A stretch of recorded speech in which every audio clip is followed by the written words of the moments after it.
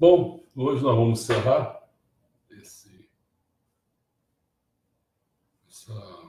essa coleção de palestras, né? Falando sobre o epílogo.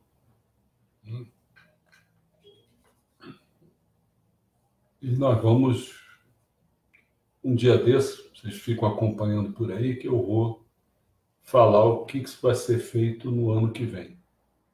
Tá? Mas eu indico o dia tal, e a hora. Fique só atento aí no nosso Facebook. Epílogo, para encerrar então. Pela última vez, então, como tornarmos a utopia realidade. Então, como pegamos as ideias e as implementamos. O caminho do ideal para o real é o que nunca deixa de fascinar. O Bismarck, né, o estadista prussiano, disse numa frase célebre: a política é a arte do possível. Essa impressão realmente parece se confirmar quando se acompanha o noticiário de lugares como Washington, né? Mas há outra forma de política muito mais importante. Estou falando de política com P maiúsculo, que não é uma questão de regras, mas sim de revolução. Não da arte do possível, mas da arte de tornar o impossível inevitável. Essa arena política tem espaço para muito mais políticos, de lixeiros a bancários, de cientistas a sapateiros, de escritores, até você, meu amigo, que está aí nos acompanhando. E essa política, diametralmente oposta à política com P minúsculo. Enquanto a política age para reafirmar o status quo, essa política com P minúsculo, a política com P maiúsculo, ela quer se libertar desse status quo. A janela de Overton. Foi Joseph Overton, um advogado americano, que explicou pela primeira vez o mecanismo da política com P maiúsculo nos anos 1990. Ele começou com uma simples pergunta: por que tantas ideias boas não são levadas a sério? Overton compreendeu que políticos, enquanto quisessem ser reeleitos, olha o que acontece com a gente aqui. Isso em 1990 eu já estava explicando. Overton compreendeu que políticos, enquanto quisessem ser reeleitos, não podiam se permitir expressar pontos de vistas que corressem o risco de ser considerados muito radicais. Em pouco tempo, todo mundo queria caminhar para o centro, lembra?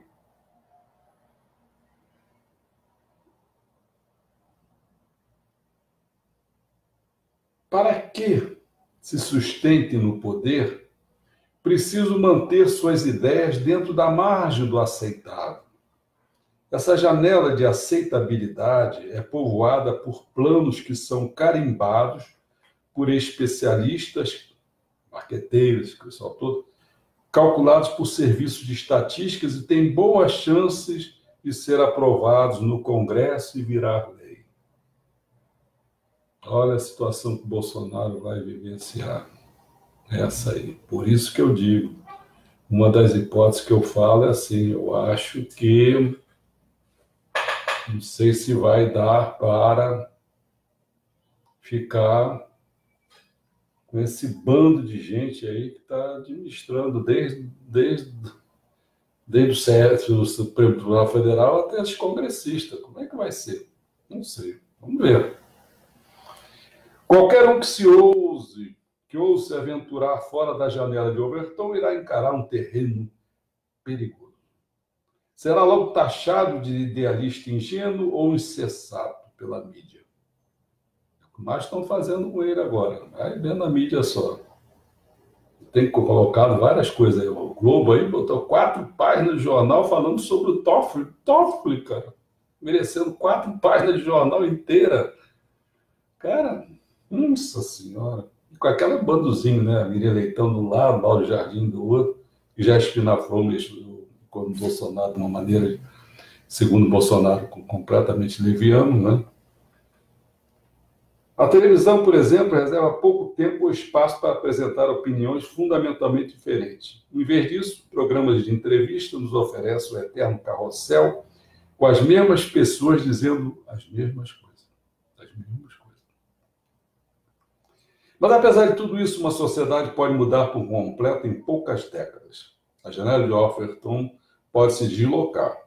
Uma estratégia clássica para alcançar isso é proclamar ideias tão chocantes e subversivas que qualquer coisa menos radical do que elas, de repente, começa a parecer sensato. Você estende o sensato. Se você falar isso aqui, hoje você vai dizer, não, isso aqui é muito radical. Aí você estende o radical para lá, aquilo que você estava falando passa a ser uma coisa sensata. Né? Ou seja, para tornar o radical razoável, basta esticar os limites do extremismo. O que estamos testemunhando é uma colossal mudança de curso. Aliás, só entre parênteses isso aí, né? Eu estou cansado de ver isso. Eu quero saber quem mandou matar o Bolsonaro. Aí eles ficam botando as coisas extremistas do Bolsonaro, falando dos direitos, não sei o quê. Tantos direitos que eles estão falando aí que o Bolsonaro vai tirar. Né? Até a Marielle, foi um caso de grilagem, pô. O caso do Bolsonaro não foi grilagem, não. Foi por outro motivo.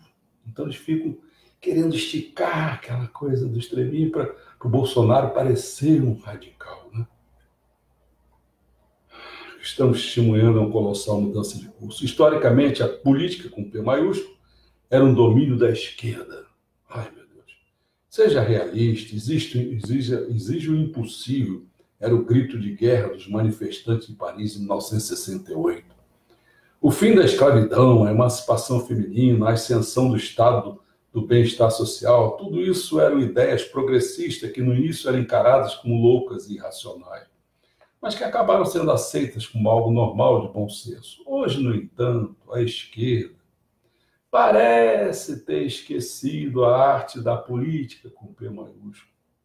Pior que isso, muitos pensadores e políticos de esquerda tentam sufocar os sentimentos radicais dentro das próprias bancadas, por puro terror de perder votos.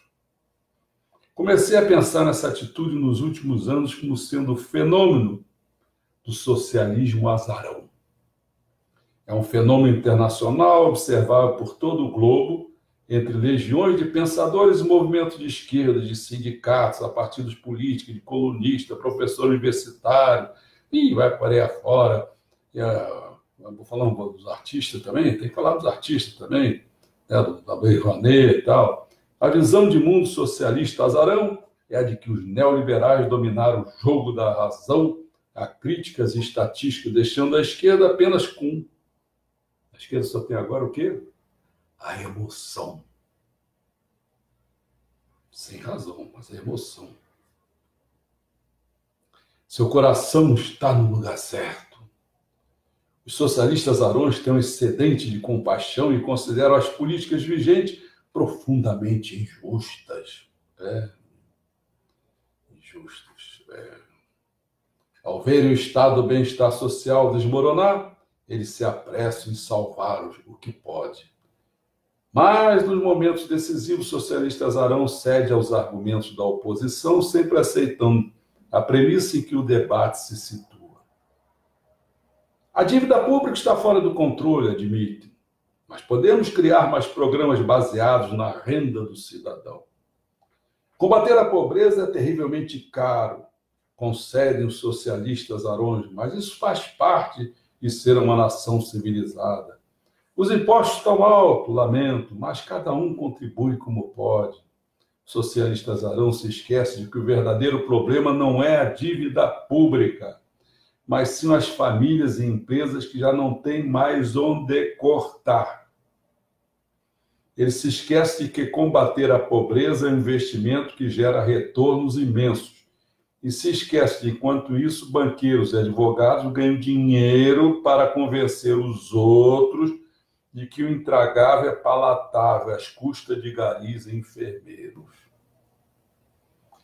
Colocar rédeas e frear o avanço da oposição. Olha só. Colocar rédeas e frear o avanço da oposição tornou-se a única missão do socialista Azarão. Diz que eles não querem perder o poder, cara. Só isso. Não tem nada para fazer. Nada. Então fica aí o tempo todo com a rédea em cima, né? E freando. Ele não pode entrar aqui, aí começa a pichar, falar mentira, aquelas coisas assim. Contra a privatização, contra políticos tradicionais, contra a austeridade, diante de tudo isso, a que se opõe? Podemos pensar de que os socialistas Arões são realmente a favor? De tempos em tempos, eles defendem os mais desafortunados na sociedade pobre. Quer dizer, que são pobres, pessoas sem estudo, refugiados em busca de asilo, deficientes e minorias discriminadas. Isso é que eles gostam. Eles gostam dessa defesa, né? Porque aí vem voto e tal. Eles aí se acham os donos da virtude, né? Eles denunciam a islamofobia, a homofobia, o racismo, barará, papá. Ficam obcecados com a proliferação de rupturas sociais, dividindo o mundo entre colarinho azul e colarinho branco, pobreza e riqueza, pessoas comuns e 1% mais ricos.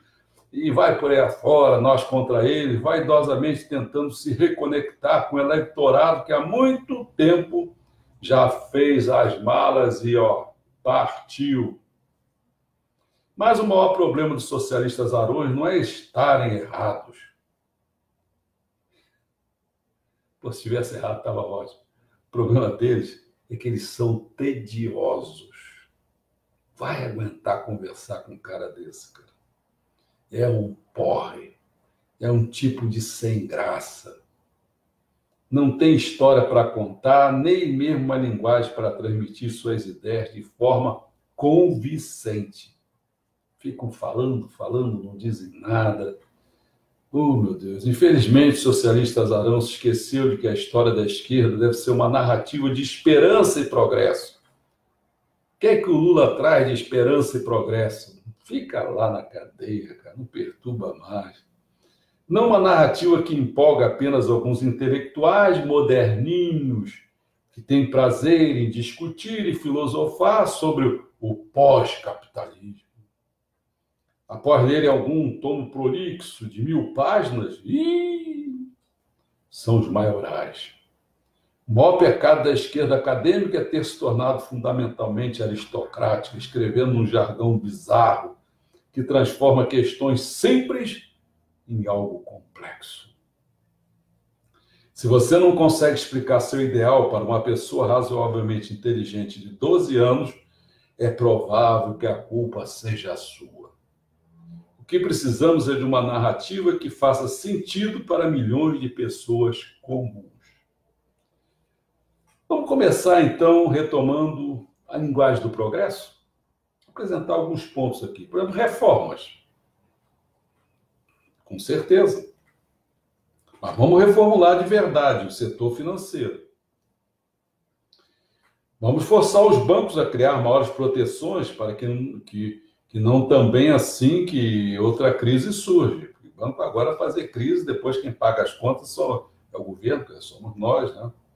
Dividir os que estiverem grandes demais, façam isso, divide os que estão grandes demais, de modo que na próxima vez o contribuinte não tenha que pagar a conta, porque os bancos são tão gigantescos que sua falência afetaria um número considerável de correntistas e o governo. Então, diminui o banco. Aí a crise se eles mesmos provocam essas porcarias, então eles perderiam, pronto. Agora, se perder banco gigantesco, que está a economia, está as pessoas lá recebendo seu salário e tal, aí põe tudo em polvorosa. Mas para que os bancos precisam ser muito grandes? Não precisa, não. Expor e destruir todos os paraísos fiscais para que o rico possa, enfim, ser obrigados a contribuir de forma justa em seus países e seus contadores possam fazer algo que vale a pena do que ficar defendendo essa porcariada, esse faz de conta. Isso é pior do que advogado de corrupto. Não fala só meritocracia? Pode vir com tudo. Pode vir com tudo. Vão finalmente pagar as pessoas de acordo com as suas verdadeiras contribuições à sociedade? Lixeiros, enfermeiros e professores ganharem aumentos substanciais, é claro, enquanto vários lobistas, advogados e banqueiros veriam seus vencimentos despencarem para o negativo. Se você quiser um emprego que prejudique o público, vá em frente, mas terá que pagar por esse privilégio com imposto considerável. Eu acho que não tem nem que ter esse advogado corrupto, mas se tiver, tudo bem. Se ele ganhar 40 milhões numa causa, tudo bem. 39 milhões e 900 mil e 99, sei lá, vou falar, vai estar lá o 0,0001, pronto, fica para ele. Essas ideias têm que começar a acontecer, meus amigos. Inovação total. Mesmo hoje, inúmeros talentos estão sendo desperdiçados. Se antes jovens formados nas melhores universidades buscavam emprego na ciência, no serviço público, na educação, atualmente eles estão optando por trabalhar em bancos. Lembra aquele negócio? Onde está o dinheiro? Ai, meu Deus. Advocacia, ou proliferadores de anúncios como Google e Facebook. Pare um momento para refletir que bilhões de dólares de contribuintes estão sendo usados para treinar os melhores cérebros da sociedade a fim de que eles possam aprender como explorar os outros da forma mais eficiente possível. Isso é possível? É de amargar. Imagine como as coisas poderiam ser diferentes se os melhores e mais brilhantes da nossa geração resolvessem se dedicar a solucionar os maiores desafios do nosso tempo. A mudança climática, o envelhecimento da população, a desigualdade. Isso sim seria uma verdadeira inovação. Eficiência. Vamos falar sobre isso. Também queremos isso.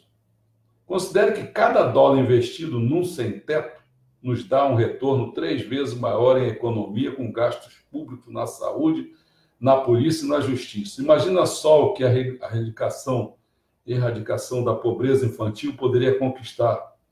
Resolver problemas desse tipo é muito mais eficiente que apenas administrá-los, entre aspas, o que custa significativamente mais a longo prazo. Corte na mãe do Estado. Estado na mãe, vamos fazer corte? Bom, pode crer, vamos fazer esses cortes. Vamos eliminar todos aqueles cursos inúteis e arrogantes que são impostos aos desempregados e que, na verdade, prolongam o desemprego. Vamos deixar de fazer interrogatórios degradantes aos beneficiários de seguro-desemprego e outros tipos de assistência. Vamos proporcionar a todos uma renda básica, capital empreendedor para o povo, conferindo a nós o poder de estabelecer o curso da nossa vida. Liberdade é uma música para os ouvidos. Neste momento, mais de 1/3 da força de trabalho está comprometido com empregos inúteis. Empregos inúteis. Considerados sem sentido pelas pessoas que ocupam esses cargos. Há pouco tempo dei uma palestra a algumas centenas de consultores sobre a ascensão desses empregos sem utilidade real. Para minha surpresa, não fui hostilizado. Isso foi um conferencista que falou isso pela plateia. Não só isso, como também mais tarde, no coquetel de confraternização, mais de uma pessoa me confidenciou que algumas de suas tarefas altamente lucrativas lhe davam a liberdade financeira de explorar outros trabalhos menos remunerados, mais gratificantes. Meus amigos, chegou a hora de redefinir o nosso conceito de trabalho. Quando argumento a favor de uma jornada de trabalho semanal mais curta, não estou defendendo fins de semana mais longos e letárgicos, chatos. Minha proposta é passar mais tempo fazendo as coisas que realmente importam para nós. Há pouco tempo, uma escritora australiana chamada Bronnie Ware publicou um livro intitulado Antes de Partir, Morrer, os 5 principais arrependimentos que as pessoas têm antes disso, ou seja, antes de morrer. Ela fala, né, que o maior arrependimento era: gostaria de ter tido a coragem de viver uma vida de verdade para mim mesmo, não a vida que os outros esperavam de mim. Número 2, gostaria de não ter trabalhado tanto. Por todo, não vou falar de todos os outros 3 não, por todo o espectro, da esquerda à direita, estamos ouvindo sobre a necessidade de mais trabalhos e mais empregos. Isso é o que eu fico falando o tempo todo. Para a maioria dos políticos e economistas, o emprego é moralmente neutro. Quanto mais, melhor. Eu diria que chegou a hora de um novo movimento trabalhista. Um que lute não só por mais empregos e melhores salários, mas, acima de tudo, por trabalhos que tenham valor intrínseco. Então, veremos o desemprego subir quando passarmos mais tempo em marketing tedioso, administração fútil ou lixo poluidor. E diminuir quando começarmos a investir mais tempo nas coisas que nos fazem felizes. 2 últimos conselhos. Mas antes, os socialistas azarões terão que parar de chafurdar em sua superioridade moral e suas ideias ultrapassadas.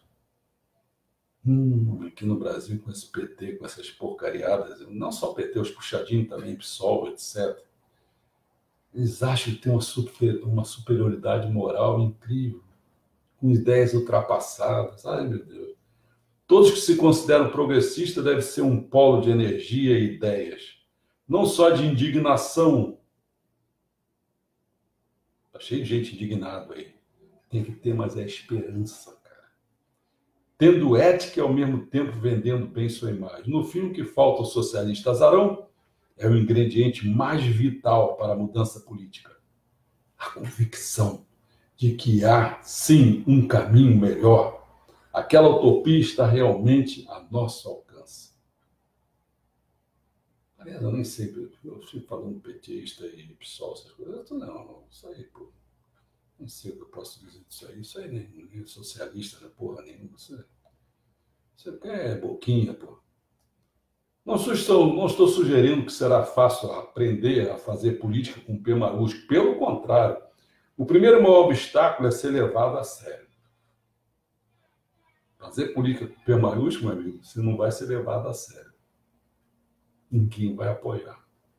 Isso é, esse esquema que nós estamos falando aqui é dentro da economia, né, tal, dos poderes. Mas se for levar para a religião, é a mesma coisa. Mesma coisa. Se você quiser fazer umas coisas mais a sério, não vai ser levado a sério. Não vai. Não vai ter apoio nenhum. Tem uns que tem apoio demais aí, mas... Porra, por que tem apoio demais? Alguém tem que parar para pensar. Eu já escrevi isso hoje aí, né? Idiotas, acordem. Vê lá, vê o que eu escrevi. Idiotas, acordem, vê. Às vezes é papinho. Conversinha fiada, é forma de sermão, fala com aquele negócio de padre, não sei o quê. Isso, pô, cara, você vai ser convencido por causa disso? Aí você fica com piedade do cara, você fica achando que ele é uma vítima, daqui a pouco você dá tuas calças, dá tudo para ele, né? É isso aí. Vai se convencendo disso. Vai deixando de ser burro, besta, porra. Bom, esse tem sido a experiência desde que se começou a defender publicamente a renda básica universal, a semana de trabalho mais curta e a erradicação da pobreza. Muitas vezes vieram dizer que essas ideias eram ingênuas, financeiramente inviáveis ou até idiotas. Leva-se um tempo para compreender que a suposta falta de realismo tinha muito pouco a ver com falhas no raciocínio. Chamar a ideia de irreais era apenas uma forma sucinta de dizer, né, que elas não se encaixavam no status quo. Só isso. E a melhor maneira de calar as pessoas é fazê-las sentirem tolas. É isso que muita gente faz. faz você se sentir um tolo.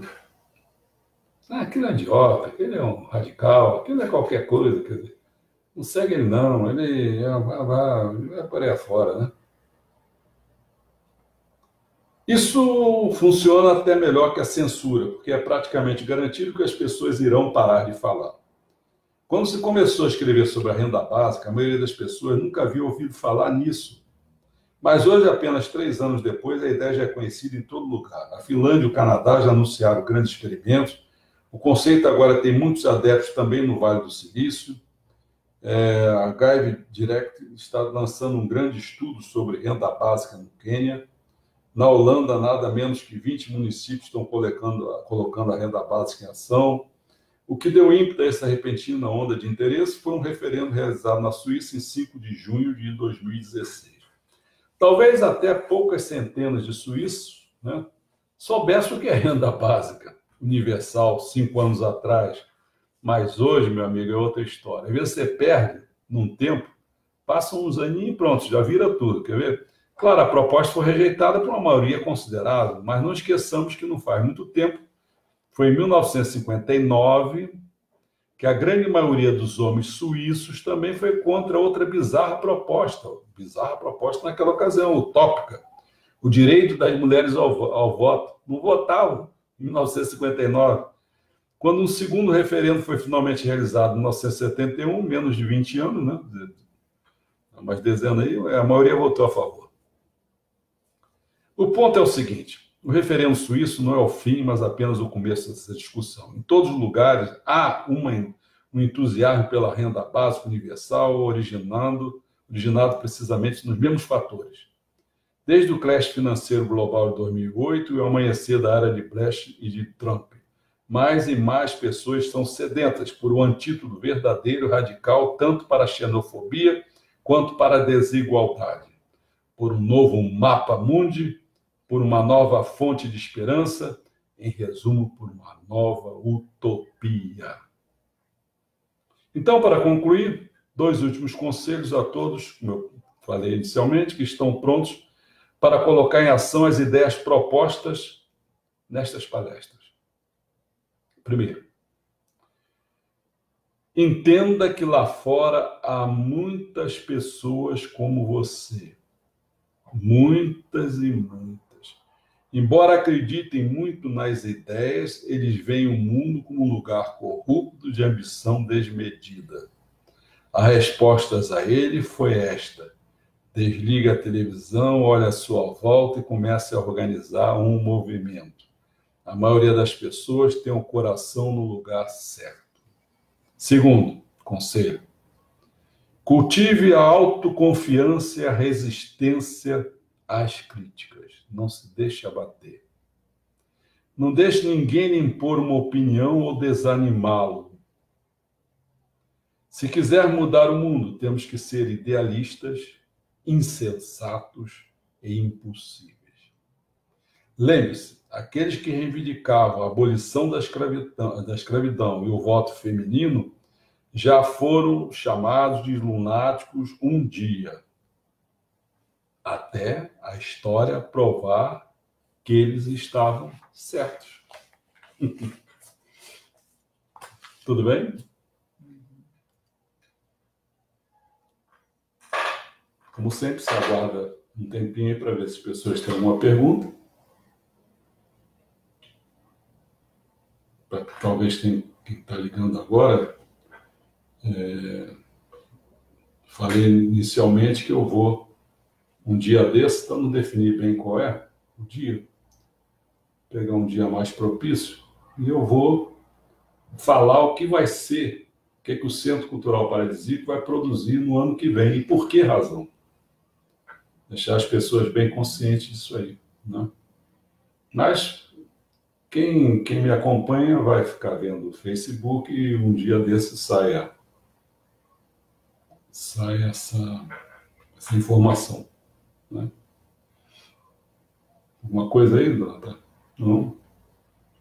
Bom, então agradeço a todos que a gente fez aí diariamente esse encontro, né? Então já foram 2 tipos de palestras, né? desafio do século XXI e esse panorama do poder, né, em relação à missão do homem. Tá bom? Então, até a próxima, se Deus quiser, e acompanhe as postagens que eu vou colocando aí e vamos, se comenta, faça qualquer coisa, tá bom? Obrigado. Obrigado. Até a próxima.